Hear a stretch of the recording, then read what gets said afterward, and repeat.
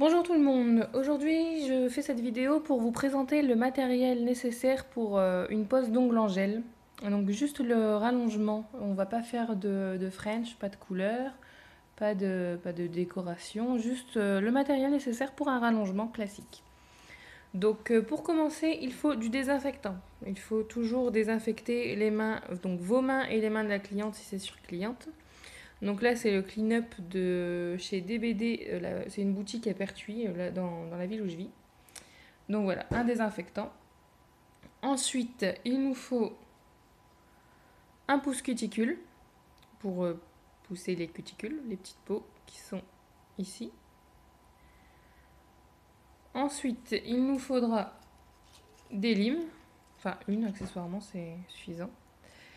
Donc il y a les limes plates et les limes, j'appelle ça banane. Je sais pas vraiment comment, je sais pas si ça s'appelle vraiment comme ça, mais voilà.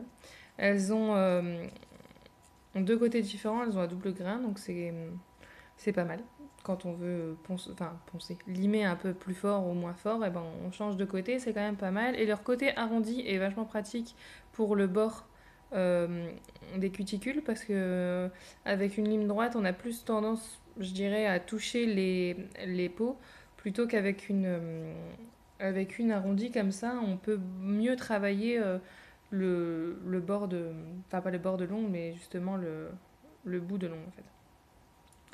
Donc voilà, d'un bloc polissoir. Donc par exemple, si vous avez fait une dépose, vous avez bien limé votre ongle, donc du coup, il est pas.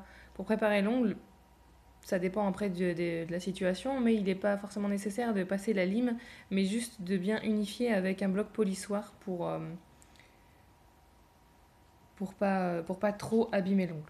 Donc voilà, un bloc polissoir. Et puis en plus, on en aura besoin après pour unifier le tout quand le gel sera posé. On a besoin d'une brosse ou d'un blaireau pour dépoussiérer une fois qu'on a limé oula, une fois qu'on a limé l'ongle. Parce que si on laisse la poussière, forcément, la pose de gel, ça ira pas. Donc voilà. Ensuite, on a besoin de pinceaux pour poser le gel. Donc là, ils sont un peu usés. Vous pouvez en trouver de toute forme, vraiment de toute forme. Sur Amazon, sur comment ça s'appelle, AliExpress, il y a des lots pas chers pour vos pinceaux. Ne vous cassez pas trop la tête, payez pas un pinceau 20 €, c'est pas nécessaire. Un dotting tool, je sais pas trop comment on appelle ça, à chaque fois ça me fait rire. Dotting tool, il me semble. Donc potentiellement, parce que la pose de gel, on peut le faire soit pour le bomber, soit au dotting, soit au pinceau. C'est à vous de choisir, c'est vraiment votre façon de travailler, donc ça c'est totalement libre. On aura besoin de capsules, donc moi j'ai numéroté parce que j'en avais assez de galérer à lire les petits numéros quasi invisibles dessus. Donc des capsules que j'ai trouvé, donc j'ai acheté un kit, donc il y avait des capsules dedans, et j'ai racheté des capsules sur, sur quel site? Sur Amazon, mais alors sur Amazon, mais par un professionnel quand même. J'ai pas pris des capsules. En fait, ce qu'il faut savoir, c'est que sur Amazon, tout le monde peut vendre sur Amazon, donc ce qui fait que les professionnels vendent sur leur site, mais aussi sur Amazon. Donc du coup, j'achète maintenant sur Amazon car j'ai acheté des produits chez NDED. Et j'ai eu des gros problèmes avec NDED. J'ai pas reçu. Donc ma première commande, je l'ai pas reçue entière. Et on m'a dit qu'on pouvait pas me rembourser parce qu'ils avaient pas envie. Ma deuxième commande, je l'ai jamais reçue. J'ai réussi à la faire annuler. Par contre, j'ai toujours pas reçu le remboursement. Donc c'est un peu bizarre.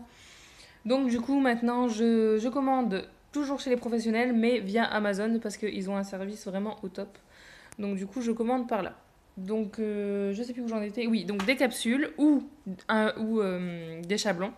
Ça dépend de votre préférence. Si vous préférez travailler avec les capsules ou avec le chablon, ça dépend aussi de la cliente, enfin, de ce qu'elle a l'habitude de faire. Mais c'est surtout, ça dépend de vous. Si vous êtes vraiment plus à l'aise avec les capsules, vaut mieux prendre les capsules plutôt que le chablon. Donc voilà. Si vous prenez les capsules, il vous faut de la colle. Alors moi, c'est de la colle Peggy Sage pour les ongles. Je l'ai acheté chez DBD aussi, la boutique qui est dans ma ville. Mais ça, il me semble que vous pouvez la trouver partout. L'avantage... Alors, je filme avec mon téléphone, donc c'est pas facile, je peux pas l'ouvrir. L'avantage, c'est que c'est un pinceau et c'est pas une petite pipette. Donc, du coup, je contrôle complètement la quantité de colle que je mets sur ma capsule et sur l'ongle. Et c'est parfait parce que j'ai déjà eu des problèmes avec des tubes de colle en pipette, on va dire, qui avaient un fort débit et donc, du coup, on était inondé de colle. Et en plus, j'ai déjà eu le problème que mon bouchon se retrouve collé au tube avec l'impossibilité d'ouvrir le tube. Et ce jour-là, bah, j'avais pas de colle de remplacement, donc c'était assez catastrophique, mais bon, c'est pas grave. Donc voilà, je conseille plus la colle avec un pinceau plutôt qu'en tube, personnellement, parce que au niveau du débit, c'est tellement mieux, et en plus, le bouchon ne reste pas collé. Donc voilà, une fois la colle, donc on va passer au gel. Alors moi, j'ai ce gel, je sais pas si vous allez bien voir, parce que je l'ai dû le mettre dans je sais pas comment on appelle ça, dans un petit sachet fraîcheur, on va dire. Dans un sachet, parce qu'en fait, le problème des pots de gel, c'est que, donc le gel c'est très bien, mais le problème c'est que, en fait, quand il y en a dans le couvercle, après ça coule, et en fait, c'est pas. Je sais pas comment dire, c'est mal fait, parce qu'en fait, le gel sort, et donc votre pot se retrouve tout collant.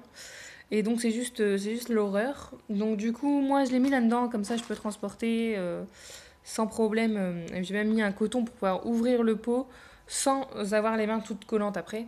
Ce qui m'aide vachement. Donc je l'ai mis là-dedans. On voit pas la marque sur le pot parce que justement comme le gel a coulé, j'ai nettoyé le pot peut-être à l'alcool ou au dissolvant, je sais plus. Et ça a effacé la marque, mais je vais vous la retrouver, je vais vous la mettre en barre d'infos. C'est un gel 3 en 1 qui est c'est plutôt pas mal parce que du coup, se balader avec tous les pots, on a un pot qui fait tout, c'est vraiment génial. Donc celui-là est vraiment bien, je vous retrouverai la marque, je vous la mets en dessous de la vidéo pour vous dire ce que c'est, parce que là vraiment on peut pas voir parce que j'ai vraiment tout effacé, mais c'est dans mon historique et je le retrouverai, je vous le mettrai en barre d'infos. Donc voilà pour le gel, donc vous faites avec ça, vous faites tout, vous faites la base, la construction, la finition.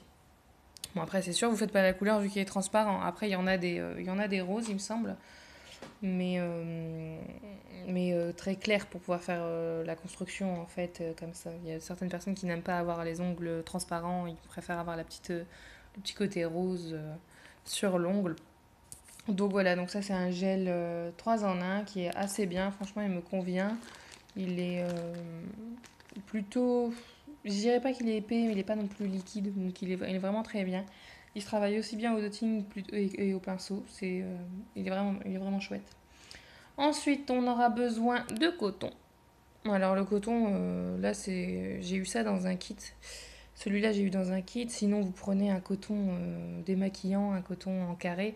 Ça va très bien aussi, il n'y a pas de problème. N'importe quel type de coton ira très bien. Et un cleaner pour dégraisser une fois qu'on aura terminé. Parce que... Donc, alors, le cleaner, c'est si vous avez une finition qui laisse...